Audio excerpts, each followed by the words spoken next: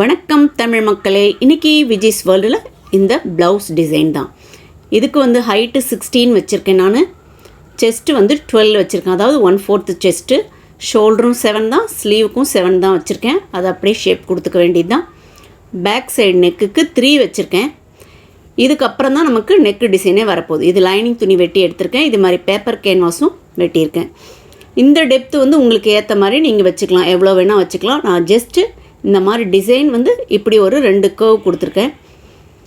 இதுக்கு அவுட் சைடில் ஒரு 1.5 இன்ச் கிட்ட வச்சுருக்கேன். நான் எக்ஸ்ட்ரா வச்சுட்டு இதை அப்படியே கட் பண்ணி எடுத்துக்கிறேன்.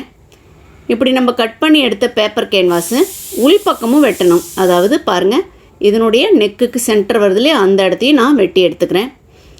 இப்படி வெட்டி எடுத்ததுக்கப்புறமா தான் இந்த நெக் பேட்டர்னை நம்ம லைனிங் துணி இருக்கு இல்லையா, இந்த லைனிங் துணியை பிரிச்சுட்டு இதில் நம்ம அப்படியே வச்சு ஒரு சூப்பரான ஒரு அயனிங் பண்ணிட வேண்டியதாங்க. இப்படி அயன் பண்ணும்போது நமக்கு அந்த டிசைன் அது கூட அழகாக ஒட்டிக்குது. இதுக்கப்புறம் என்ன பண்ண போகிறோன்னா, நம்ம அவுட்டர் கிளாத்தை அதே அளவுக்கு வெட்டி எடுக்கிறேன். நான் இதில் எக்ஸ்ட்ரா லைனிங்கு, அதாவது தையலுக்காக எக்ஸ்ட்ரா விட்டுருக்கேன் லைனிங் துணியிலே, அதனால் அவுட்டர் துணியில் அதெல்லாம் விட வேணாம். அப்படியே வெட்டி எடுத்தாச்சா, இதுதான் நமக்கு பேக் சைடு. அதுக்கு முன்னாடி நான் இந்த நாடா ரெடி பண்ணிக்கிறேன். அது துணியில் தான் ரெடி பண்ணி வச்சுருக்கேன்.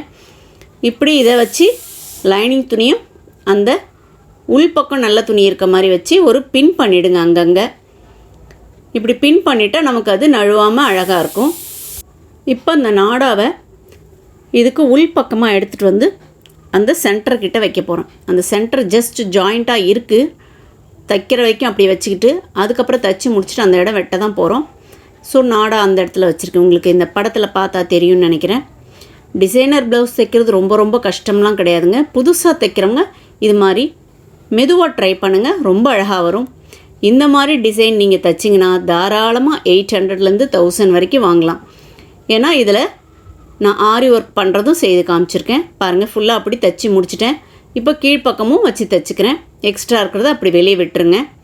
வெட்டும்போது நான் கொஞ்சம் ஒரு சில துளிகள் எக்ஸ்ட்ரா வந்திருக்கு, அது அப்புறம் ட்ரிம் பண்ணிக்கணும். நம்ம ட்ரிம் பண்ணி எடுத்துட்டோம்னா இப்போ பாருங்கள் இப்படி இருக்குதா, இதனுடைய சென்டர்லேயும் அந்த வெட்டி எடுத்துருங்க. அந்த டிசைனுக்கு ஏற்ற மாதிரி அப்படியே வெட்டி எடுத்துட வேண்டியதுதான்.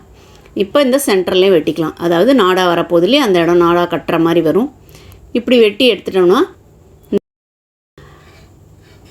இப்போ என்ன பண்ணணும், இதை அங்கங்கே நம்ம நாச்சஸ் கொடுக்கணும். நாச்சஸ் கொடுத்துட்டு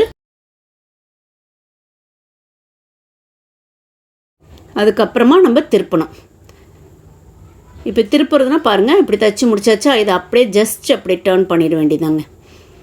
இப்படி திருப்பி முடிச்சிட்டோம்னா அவ்வளோதான், நமக்கு இந்த ப்ளவுஸ் டிசைனோட நெக்கு அப்படியே ட்ரான்ஸ்ஃபர் ஆயிரும். இப்படி நம்ம அந்த நாடா பிடிச்சி இழுக்கும்போது அந்த ஷேப்பெல்லாம் கரெக்டாக திரும்பிடும். அங்கே டேர்ன் பண்ணுறதெல்லாம் அழகாக அயன் பண்ணி அப்படியே எடுத்துக்கோங்க. இதில் மெயினாக பேக் சைடு நம்ம டாட் பிடிக்கணும். அதாவது ஒரு 1/2 இன்ச் கிட்ட எப்பவும் போல் எல்லா ப்ளவுஸ்க்கும் பிடிக்கிற மாதிரி ஒரு 5 இன்ச்சு கிட்ட நீங்கள் ஹைட்டில் பிடிச்சிக்கலாம். இப்படி 2 டாட் பிடிச்சி முடிச்சதுக்கப்புறமா இந்த ப்ளவுஸோட சைடு இருக்கு இல்லையா, அதாவது லைனிங் துணியும் இந்த துணியும் சேர்ந்து இருக்கு இல்லையா, அதெல்லாம் நம்ம தைக்கணும். அதுக்கு முன்னாடி நான் என்ன பண்ண போகிறேன், இந்த லேஸ் வச்சுக்க போகிறேன். நான் ஒரு சிம்பிளான இந்த லேஸ் தான் வைக்கிறேன். இந்த லேஸு நான் க்ரீன் கலர்லேயே கொடுக்குறேன், சிலவங்க கோல்டு கூட கொடுக்கலாம். இப்போ இந்த லேஸ் கீழ் பக்கத்தில் வச்சு முடிச்சிட்டேன் பாருங்கள். வச்சு முடிச்சுட்டு இப்போ நான் சைடில் இப்படி ஒரு தையல் போட்டு எடுத்துக்கிறேன். அதாவது சுற்றி கைக்கும் சைடுக்கும் இப்படி எல்லாம் சுற்றி தையல் போட்டு எடுத்துக்கலாம். என்னுடைய சேனல் நிறைய பிளேலிஸ்ட் இருக்குது, அதில் உங்களுக்கு வேண்டியது நீங்கள் செலக்ட் பண்ணி பார்க்கலாம். டைலரிங் மட்டும் இல்லை, டெம்பிள்ஸ், கிராஃப்ட்டு, இப்படியெல்லாம் நிறைய இருக்குங்க.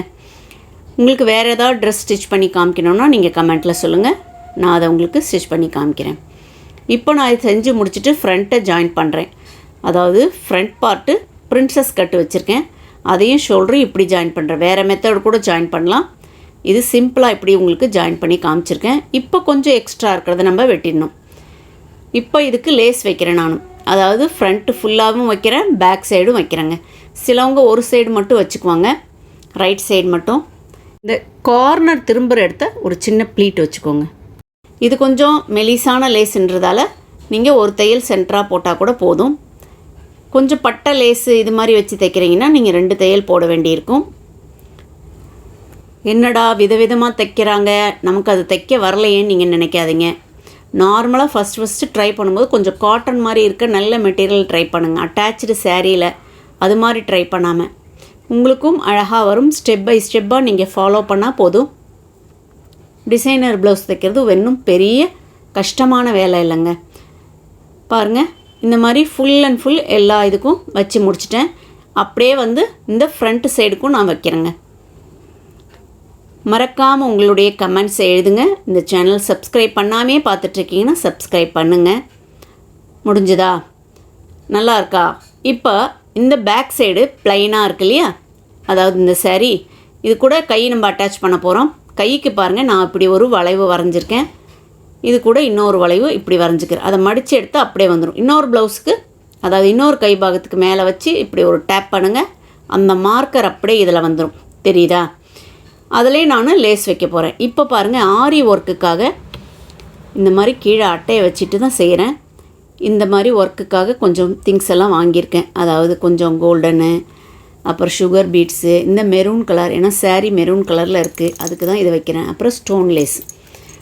இந்த B7000 க்ளூ வந்து ஃபஸ்ட்டு ஒரு இடத்த ஒட்டிட்டு நம்ம அந்த சைஸை பார்த்துக்கலாம். சென்டரில் வர அந்த டிசைனை ஒட்டுறேன்.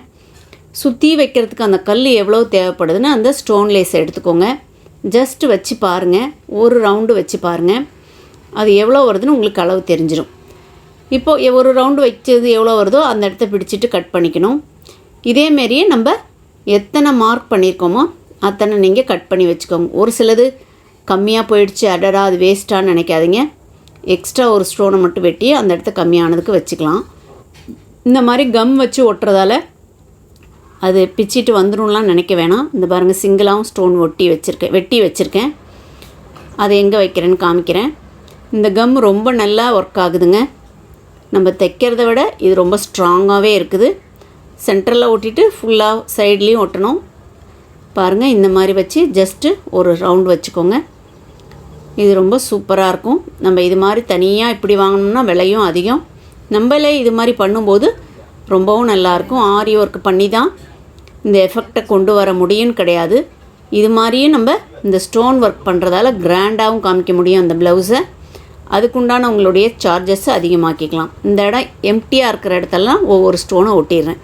சும்மா ஜஸ்ட்டு கம்மை வச்சு இதில் இருக்க ஸ்டோனையே தான் நான் வெட்டி ஒட்டுறேன். கைக்கு வைக்கும்போது இந்த மாதிரி அட்டை எடுத்துக்கோங்க. அட்டையோ நியூஸ் பேப்பரோ ரோல் பண்ணி அதுக்குள்ளே வச்சுக்கோங்க. ஆக்சுவலாக தைக்கிறதுக்கு முன்னாடியே இந்த ஸ்டோன் ஒர்க்லாம் பண்ணிட்டா நமக்கு கை ஈஸியாக இருக்கும். எனக்கு அப்போ டைம் இல்லை, தைச்சி முடிச்சுட்டு தான் நான் பண்ணுறேன். இது மாதிரி வச்சுட்டு அங்கங்கே நம்ம மார்க் பண்ணிக்கணும்.